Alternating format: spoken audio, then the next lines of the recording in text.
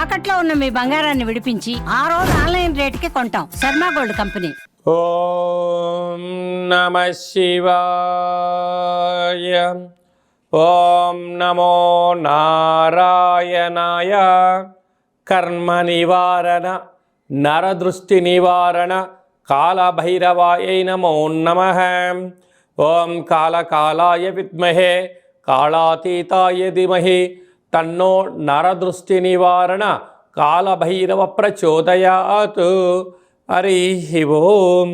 చూస్తున్న వీక్షకులకు ప్రేక్షకులకు ప్రియ కాళభైరవ భగవద్బంధులకి స్వాగతం పలుకుతూ మమ్మల్ని ఎంతగానో ఆదరిస్తూ ఉండబడినటువంటి ప్రియ సోదర సోదరీమణులకు జ్యోతిష్య అభిమానులకు సనాతన ధర్మ సంరక్షకులకు అందరికీ నూతన ఆంగ్ల సంవత్సర శుభాకాంక్షలు.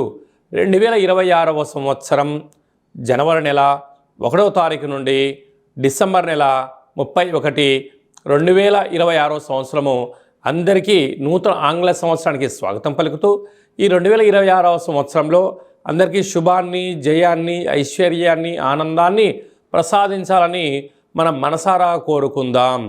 ఇక్కడ విశేషం ఏమిటయ్యానగా మనకు క్యాలెండర్ పంచాంగం చెప్పుకుంటున్నాం. మనకి ఇక్కడ గురువారం రోజు ప్రారంభం అవడం, అందులో 1వ తారీఖున రోహిణీ నక్షత్రం అయింది. గురువారం రోజున రోహిణీ నక్షత్రము, అందులో గురువారము. గురు అంటే గురువు యొక్క రోజు, చంద్రుడి యొక్క నక్షత్రము. అంటే విశేషమైనటువంటి గజకేసరి యోగము ఈ సంవత్సరం అందరికీ ప్రసరిస్తుందని చెప్పి గమనించాలి. అలాగనే మనకు ఉగాది పండగ శ్రీ పరాభవనామ సంవత్సరము కూడా గురువారం ప్రారంభమవుతుంది. ఇది చాలా విశేషంగా గమనించగలగాలి. కనుక ఈ సంవత్సరము విద్యార్థులకు, ఉద్యోగస్తులకు, వ్యాపారస్తులకు, నూతనమైనటువంటి అత్యంత ఆధునిక టెక్నాలజీని నేర్చుకునేటువంటి వారందరికీ, వ్యవసాయ సోదరీమణులకు అందరికీ సువర్ణపు యుగంగా భావించగలగాలి. ద్వాదశ రాశుల్లో గ్రహ గమనాన్ని ఒకసారి వీక్షింపచేద్దాం. మిథున రాశిలో దేవగురు బృహస్పతి సంచార స్థితి, సింహరాశిలో కేతు సంచార స్థితి, ధనుసు రాశిలో చతుర్గ్రహ కూటమి రవి, కుజ, బుధ, శుక్ర సంచార స్థితి, కుంభరాశిలో రాహు సంచార స్థితి, మీనరాశిలో శని భగవానుని సంచార స్థితితో ద్వాదశ రాశుల్లో గ్రహ గమనాలు ఈ విధంగా ఉన్నాయి. మేషరాశి వారికి ఈ ఉగాది పండగ దగ్గర నుంచి వారి యొక్క ఆదాయ వ్యయాలు ఎలా ఉంటున్నాయో ఈ వీడియోలో సవివరంగా సంపూర్ణంగా తెలుసుకుందాం. ఆదాయం 11, వ్యయం 5. అంటే ఒకవైపు ఏలనాటి శని ప్రారబ్ధ సంచార స్థితిలో ఉండగా అద్భుతమైనటువంటి ఆనందానికి, ఐశ్వర్యానికి, సంపాదనకు కొదవ లేదు అని చెప్పి మనకు జ్యోతిర్విజ్ఞానం తెలియచేస్తుంది. కనుక ఈ జనవరి నుండే మీకు అలాంటి ఆదాయ వనరులు, బ్యాంకు లోన్లు, స్థిరాస్తులు, చరాస్తులు కూడబెట్టబోతున్నారు. అంటే మనం 11 రూపాయలు సంపాదిస్తే కేవలం 5 రూపాయలు ఖర్చు అవుతున్నాయి, 6 రూపాయలు మిగులుతున్నాయి. కనుక స్థిరాస్తులు, చరాస్తులు, వాహనాలు, బంగారాభరణాలు, క్రయ విక్రయాలు యోగదాయకంగా ఉండే పరిస్థితి ఉంటుంది. అలాగనే ఎదిగే కొద్దీ ఒదిగి ఉండాలని చెప్పి జ్యోతిర్విజ్ఞానం తెలియచేస్తుంది. రాజ్యపూజ్యం 2, అవమానం 4. కనుక దయచేసి అప్పులు ఇవ్వద్దు, అప్పులు కూడా తెచ్చుకోవద్దు. దీనివల్ల అప్పులు ఇచ్చి శత్రువులను మూట కట్టుకునే పరిస్థితి చాలా అధికంగా ఉంటుంది. కనుక ఈ ఆంగ్ల సంవత్సరం నుండి మరియు ఉగాది పండగ నుంచి మీ జీవితంలో ఎనలేనటువంటి మంచి మార్పులు రాబోతున్నాయి. కారణం ఏమిటయ్యా అనగా ఆదాయము పుష్కలంగా ఉంది, ఖర్చును తగ్గించుకోవడం, సమయపాలన, వృత్తులలో, ఉద్యోగాలలో, వ్యాపారాల్లో ప్రమోషన్స్ రావడం, బ్యాంక్ లోన్లు సమయానికి అందడం, మీరు ఏదైతే పనులు చేస్తున్నారో వాటిలో అనంతమైన సంపద కలగడం, రుణ సమస్య, రోగ సమస్యలు తొలగిపోవడం జరుగుతుంది. కనుక మీరు ఎన్నో సంవత్సరాలుగా ఎదురు చూస్తూ ఉన్నారు. ఇలాంటి కాల సమయంలో మంచి స్థిరాస్తులను, చరాస్తులను, వాహనాలను, షేర్లను, క్రయ విక్రయాలు యోగదాయకం. సాఫ్ట్వేర్ రంగంలో ఉండబడిన వారు, హార్డ్వేర్ రంగంలో ఉండబడిన వారు, వ్యవసాయ సోదరీమణులు, గృహ భవన నిర్మాణ కార్యక్రమం చేసేటువంటి వారు, డాక్టర్లు, ఆహార ఉత్పత్తులు, సంపూర్ణమైనటువంటి మెకానికల్ రంగంలో ఉండబడిన వారు, అదే కాకుండా రాజకీయ క్షేత్రంలో ఉండబడిన వారందరికీ కూడా ఈ యొక్క ఆంగ్ల సంవత్సరము చాలా బంగారు భవిష్యత్తు రోజులు ఉన్నాయని చెప్పి గమనించగలగాలి.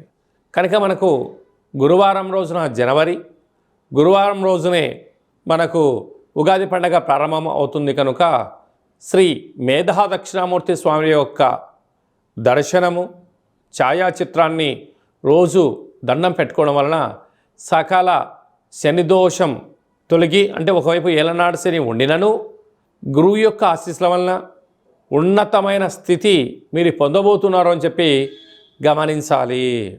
ఈ ఆంగ్ల సంవత్సరం అంతను కూడా అందరము కూడా వీలైనంత వరకు తల్లిదండ్రుల యొక్క సేవ, తల్లిదండ్రులతో సత్ప్రవర్తన, తల్లిదండ్రులను ఎవరైతే గౌరవిస్తారో వారందరికీ యోగం కలుగుతుంది.